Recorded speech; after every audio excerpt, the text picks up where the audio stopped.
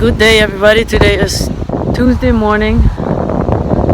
I'm at the tip of Cornwall Island, and this freighter over there with them two tugboats has been sitting out there loop-sided since Sunday, apparently. One lady just told me. It's a bit breezy, so I'm cold and I'm shaking, sorry. You see here where this freightliner is stranded, the view is blocked. Can't see that from Montreal Road because there's another island in between. So many people in Cornwall didn't know that this freightliner was stranded. Yeah, they called it Cornwall Island, but Akwesasne is our territory. We're all the way down to Mohawk Valley. You know, we're down towards New York, down in New York State. It's always down there. We used to travel down south when we traveled with the weather. And with the wars and the seizing of control of our people, they decided to just sever us from our land, barricade us in a certain territory. This was ours always. We had to fight for it. So they decided to put territories like Canada, U.S. border right through us, Quebec, Ontario border right through us, so that way they have more hands in our people. So Indian agents can have more hands in there. So they're. If we're coming from the States, we can't go into and go home. We have to go all the way to the Canadian side, check in, then come home and go in there. If we don't do that, they seize our cars and charge us. How do you feel about that? I'm against that completely because it's not our fault that they. Well, yeah, it is. Well, it's in our right. This is our land still. We should be able to go as we want. We shouldn't have to check in every time we have to leave or come home. The redcoats, our CMP could have more control over us. They've got federal, you got provincial, you got two provinces, you got two state, you got a state. So that's five. You got two countries. You've got municipal. You've got you got all these different. You got cities. You got towns. We're like split up. So like when you talk about our reserve, it's not like just this island. You got people over on the other side of the border, and they're just right there. And there's like huge shipping channel right through the middle of our territory. There's huge industry that destroys our water with pollution, with toxins, there's a very high cancer rate around here. And I think it has to do with the fact that our water is all PCBs. They had aluminum factory, they had a lot of industry around here, and they don't care when they're cleaning out. Do they clean up after themselves after they leave? No, they leave it all behind. So it's just seeping into the water table. So now we're getting together. We've got an environmental division that works to clean up, to fix it, but you can't fix something like that. You can't. PCBs is hard to clean up. Yeah, it's like forever stuff. It's kind of one of those forever chemicals. You can't really rid it. And then you got a shipping channel in the middle of that. How can you fix something when you got a shipping channel in the middle of all that? And so that takes out the fishing. When they did the shipping channel, they got rid of all of our natural territory. We used to go up the river to. There's like whole stories that our culture has that are still untaken because of what they did to generate power for their communities around here. That's lost, It's kind of, we're stuck in the middle of all this. Everyone's just trying to live our lives, have a good life, raise good children, have peace and serenity. Earn a living. Earn a living, be safe, and just have joy and peace. But you can't have that when you have people, cancer, people dying from sicknesses, people having issues from, all the abuse from residential schools or from like the religion, all these different things that work together to kind of destroy and eat at our community. We're still fighting for that right now. So like trying to regain like the languages, the language we lost, like Mohawk, and our culture, the stuff that kept us going, that's kept us alive and kept us here. It's really, we're still fighting for that, So that's what we do here. We do that here at the Native North American Traveling College. We're trying to keep the culture alive. We're trying to keep the ancestors, alive in our stories, It's really important. We can't forget where we came from. We can't forget what happened to us. It's part of our story. we're split. We're all across, so we're all the way. We're the eastern doors, so we're the elder brothers. We're the ones that we started. There's a large group of us, so there's not just one part. There's one Akwesasne, we got Ganawagi, we got Dianganega, we got Wata. We're all those 6 nations, all the way down, all the way across. There's little communities that go on. The Finger Lakes in upstate New York also Mohawk territory?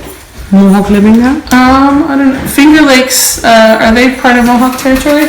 Cayuga, it's part of the Confederacy. Oh, okay. 6 Nations, Haudenosaunee, Iroquois, that's all. It's just stretched all over the We're like land, a family, basically. right? Yes. So Haudenosaunee is a family. Like we've got 5 different members. Mohawk is one of them. We got Cayuga, we got Oneida, we got Seneca. I'm happy that you mentioned the original lifestyle of North America, the traveling way. I take it this is also the contribution to the name of this college here. Do you feel that is more and more chipped away at? Do you feel that, certainly people tend to not pay any attention to that anymore in the white and the Western and the colonizer world? But how do you feel about your own peoples? Do you think, because that's something that needs to be communicated all the time with authorities. Where do you live? Where are you going? That to me, that represents a discrimination against First Nations or indigenous peoples of North America, because that is their lifestyle. They just travel up and down with the seasons, right? It's also like you're a lot more policed. Can you talk about that? I think there's a certain amount of pass that you can get when you're a person that's European descent, I'd say, right? That's the most accurate description. European descent. You can Actually an accurate description for that Caucasian? Caucasian, yeah. Is that accurate for? Caucasian? I've never biologically followed that up, so I don't know if it's substantiated or if it's like some racist terminology. I have no don't know. idea. It's anthropological, I think. I think it just it just refers to a certain set And of. they like talk about head shapes Yes. and teeth shapes, and I'm like, that's really reductive. Yeah, it's not like. I'm so happy you're saying that, because that's how I feel about it. Yeah. We are not the product of our genes, we are the product of our upbringing and our cultural priming. That's what I know about that. Yeah. So, yes, that leads to a lot of over-policing that way, I take it, because it's always determined blood quantum. That's what counts for the corporations, There's right? also you've got different cultures here. You got 2 colonizers fighting. You got English and French. Even in Cornwall, they're always fighting with English and French. The French are still wanting their part, and the English don't want their part. And then we're kind of caught in the middle where we're like, hello, we mean something too. They had to fight for our words to be up there, our Mohawk words to be up on the screen. So if you go through the border, you'll see our border crossing is the only one that have the 2 languages, the 3 languages. At least they'll have Spanish. They have Spanish on. I forget, but It's a nice gesture. They do have a Mohawk on both sides now. That's fantastic. But still, it's like, it's a gesture. Like you said, it's a gesture. I heard in this independent agency over on the main stretch that next to the coffee shop, that there used to be I guess it would be a federal Canadian agency, and they started to incorporate guns, and then the community removed them. That was years ago. That was the border used to be like the border station, where it's over on that side now. Used to be right in the center. Yes. So if we came from the American side, we could just say, okay, we didn't have anything, just go through, and we could go and so the Cornwall could come over to visit us on the island, no big deal. But now when we fought them for having guns, because they wanted to. The border guys wanted to get more money. They wanted to have the power, the money that comes along with carrying guns, because they knew the guys on the American side carried guns. So like, well, we want that money too. So they wanted to get the money for that, and our clan mothers fought for that not to be there. They're like, that's not going to happen. The clan mothers just walked and marched, and all those guys that were demanding guns ran away across the bridge to the other side to get away from the clan mothers. So it's sort of like, it wasn't even a real, it was like a real, just fighting for the safety of our children. And we still like got them off our space. But that's why there's that big empty space in the center there. That was all taken up by the border. You know, and we have to get that reabsorbed. Like even the idea of what police are, it's very racist, you know.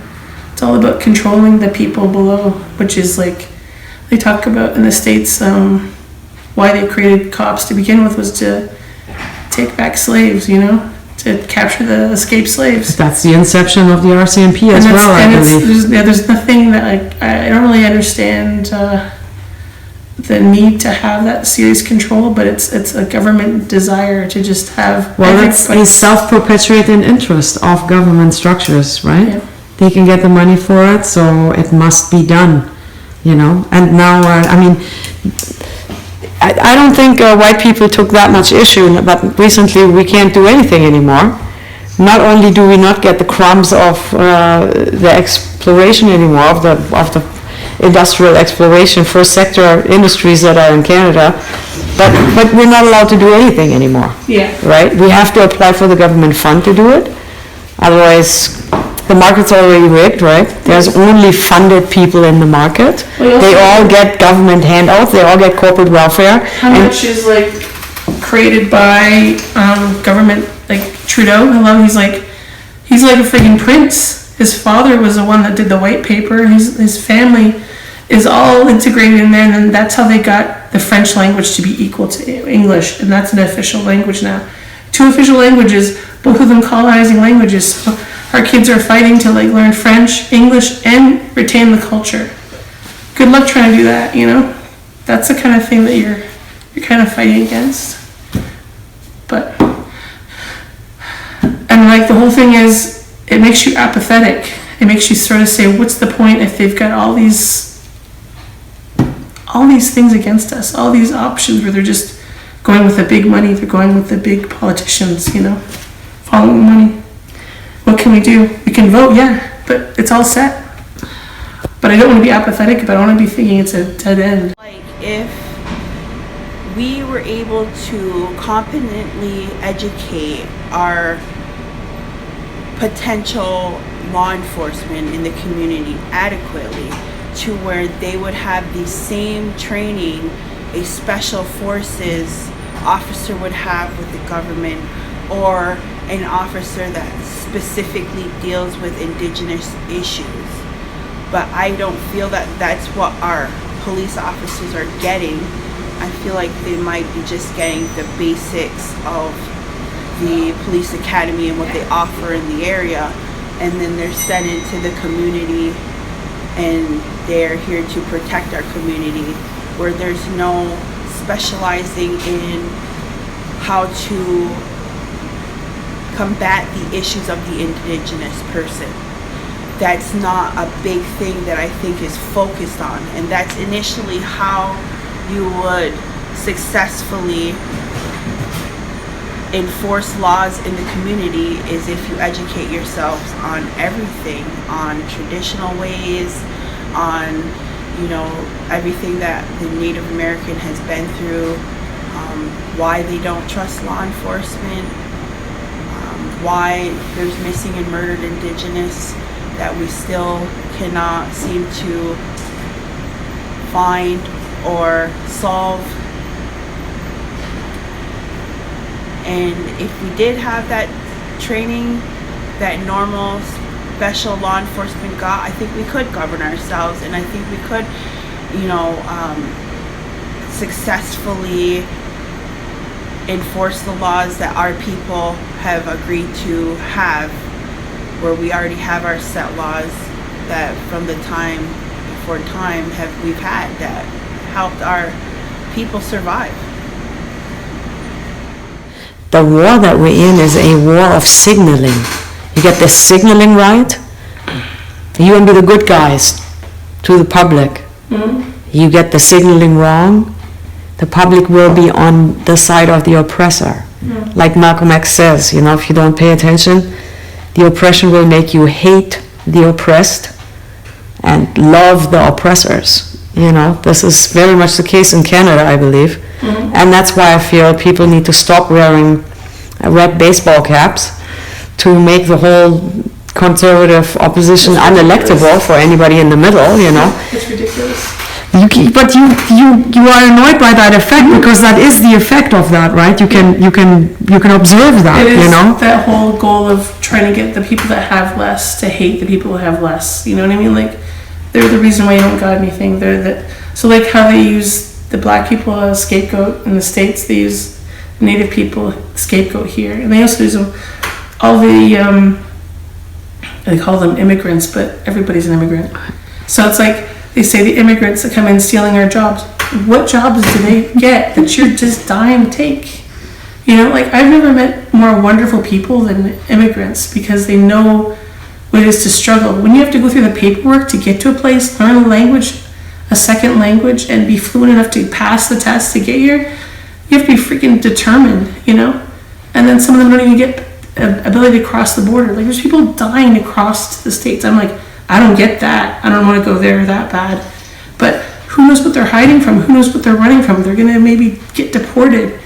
And there's such lack of humanity for people that just don't want to be kind and be decent and just have some empathy of where these people are coming from. Let's nail that down a little bit, because I'm under the impression that Customs and Border Patrol on the state side are no longer upholds the United States Constitution, which is their own law. Are you under the impression that human rights are being respected in the travel across the bridges here, for example? Or in the immigration? I mean, I for myself have decided I'm not an immigrant, I'm a migrant. You know, I'm a free woman and I should be able to travel wherever I want. I go in a good way, I'm not a criminal. And as you said, I also don't steal any jobs that Americans want to do. I think use of that kind of discussion like immigrant is so distasteful, you know? You don't need to talk about people like that. You don't have to talk about anyone like that. First of all, people talk about pridefully. My grandparents came over here with nothing and they started with nothing. Well, what do you think most people come here with, you know? It's okay when the grandparents did it, but it's not okay when your neighbor just did it, right? Or like have the fact that Native people, we have nothing to begin with. We really have to struggle what we have, and we have to get support because so much is taken. Like the little piece of land we have, and we got an international line right through here. We got a whole seaway right through us. We got all these different things taking from us. No wonder we need support. We're trying to hold together a whole thing that's just already cut up in pieces, you know? So then they complain about us having support, but we need it to survive as much as anybody else who's drowning out there surviving, you know? And yet, I find that it's just, there's a lot of entitlement out there. I don't really want to say that it's, I really think that you gotta just realize how lucky we are, how fortunate we are, you know? I'm very lucky to be in my community. It's had a hard history, but my grandparents fought to keep this land, keep this culture alive, spoke the language, you know. There was a lot of terrible things that happened where they couldn't share it with my parents. My mother lost it because of the attacks. But what can you do? You gotta keep going. You can't give up, you know. And I think there's a lot of issues with the border for sure. There's a lot of problems with it. The thing is, it's pretty safe compared to like Mexico. That's a terrible border, you know. Have you been traveling into Mexico? I've never gone down there. I would never go down there. I have. How was it? I've been traveling into Nuevo Laredo, and it was a bit scary. Oh, Everybody told us not to stay after dark and make sure we'll be back in the United States after dark. that's not how humans should live. Humans should No. be living like, you know, Not in just fear. desperate. Yeah, not in fear. And it's young people. It's like little young women with children and. On the other hand, I was threatened with being so close to going into the cell. An international free journalist of 25 years. And then, furthermore, the very abusive female officer proceeded to incriminate herself by saying, I don't want to go to a jail in the United States. Probably hinting on the regular human rights violations in those holding facilities. I take it. So I don't know what is more dangerous, the United States-Mexican border or the United States-Canada border. Lots of people go missing. Lots of people are being coerced and rejected for no reason at all. A whole entire stretch across that continent is being choked to death.